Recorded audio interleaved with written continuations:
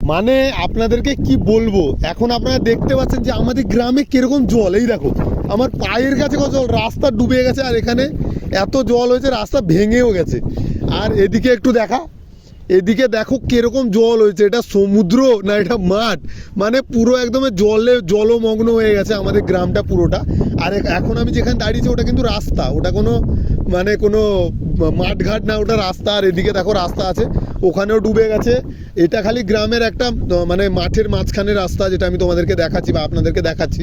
কিন্তু আরও যে মেন রাস্তা আমাদের গ্রামে ওদিকে, মানে যে রাস্তাটা গ্রামের ভিতরে গেছে, সেই রাস্তাটাও কিন্তু ডুবে গেছে। মানে ভাবুন, যদি আর 2-3 দিন এরকম কন্টিনিউয়াসলি বৃষ্টি হয় না, আমাদের গ্রাম জলের নিচে থাকবে। এক সময় এরকম ছিল, মানে কয়েকটা দিন আগে এই আমফানের ঝড়ের সময় আমাদের গ্রামে জল ঢুকে যাওয়ার কারণে এর থেকেও বেশি জল উঠেছিল, পুরো গ্রাম ডুবে গেছিল। ওটা কি জন্যে? তখন এক কোমর জল হয়ে গেছিল, ওটা এই কারণে, কারণ সমুদ্রের জলটা গ্রামে ঢুকেছিল তাই। কিন্তু এখন বৃষ্টির জলই গ্রাম ডুবিয়ে দিচ্ছে। আপনারা বুঝতে পারছেন যে বৃষ্টির জল যখন গ্রাম ডুবে যায়, তার মানে বুঝতে পারছেন যে কীভাবে বৃষ্টি হচ্ছে। আর যে আমার ক্যামেরা করে দিচ্ছে তাদের তো বাড়িতে জল ঢুকে গেছে।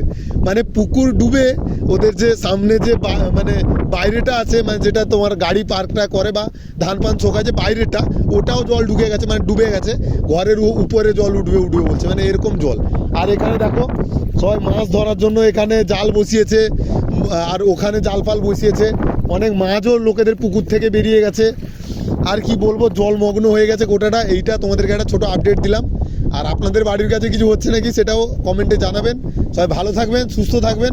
আর বৃষ্টিতে বেরোলে ছাতা নিয়ে বেরোবেন। টাটা, বাই বাই, সবাই সুস্থ থাকুন।